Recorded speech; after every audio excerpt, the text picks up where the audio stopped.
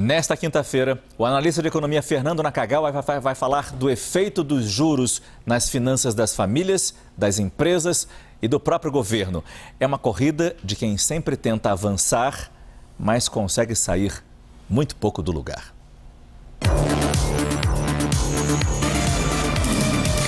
O crédito é o coração da atividade bancária e do mercado financeiro. Essa operação funciona como uma escada rolante que acelera o nosso passo em busca das nossas necessidades, dos nossos planos e dos nossos sonhos.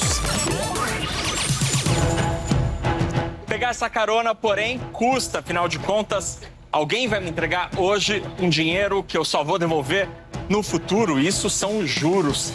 Dados do Banco Central mostram que pessoas, empresas e o governo têm juntos 17 trilhões de reais em operações de crédito.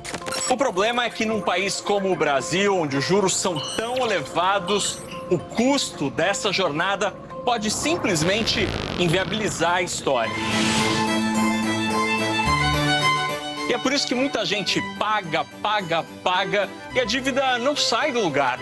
E para as empresas pode ser até pior, porque o juro pode simplesmente inviabilizar o negócio e aí o melhor é desistir.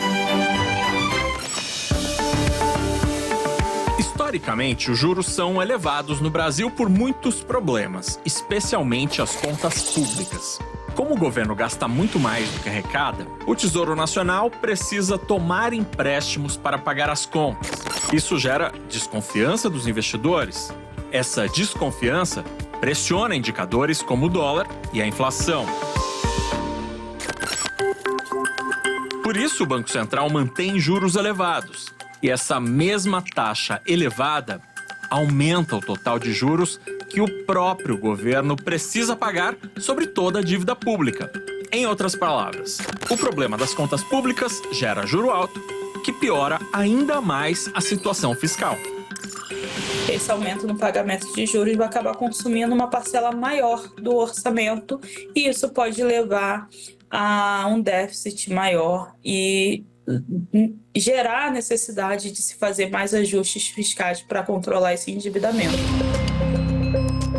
Em 2023, o governo federal pagou exatos 816 bilhões de reais em juros da dívida pública. Esse valor equivale a 17% de tudo que o governo gastou no ano passado. Se fosse o orçamento de um ministério, seria o segundo maior e só perderia para a Previdência. O que o governo paga de juros em um ano é suficiente para pagar 11 anos de Bolsa Família. Nós estamos nos patamares mais altos do dólar nos últimos 2 anos. Tudo isso em função dessa percepção negativa do fiscal. Esse câmbio alto, o real desvalorizado, isso tem efeito sobre a inflação. Portanto, acaba exigindo juros mais altos. Então, é um ciclo que acaba sendo vicioso, né? Porque você acaba aumentando a própria despesa do governo lá na frente com o pagamento de juros. Para as empresas e famílias, o crédito caro tem várias consequências. A primeira é o aumento do serviço da dívida. Em outras palavras, fica mais caro estar endividado, já que você vai precisar pagar mais juros. Numa empresa, uma despesa financeira maior pode resultar em aumento de preços dos produtos e serviços. Numa família, pagar mais juros significa ter menos dinheiro para o restante dos gastos. Mas para além desse fato, a gente tem que perceber que taxa de juros alta significa que a gente vai ter uma capacidade, muito provavelmente, de poupança diferente. A gente vai ter que encarar custos mais elevados se a gente quiser consumir. Isso vai piorar a capacidade de se ter poupança. Para quem pensa em tomar crédito, a taxa elevada pode simplesmente inviabilizar o empréstimo.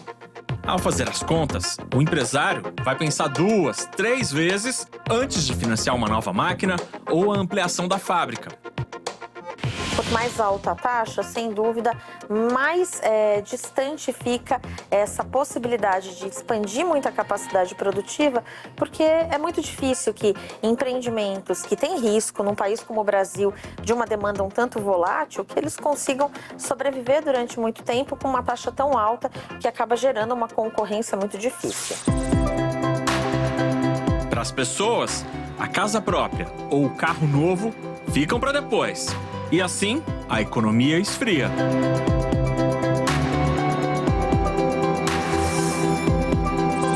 No próximo episódio, até meados da década passada, o Brasil conseguiu controlar razoavelmente os gastos. Mas na última década, o sinal mudou.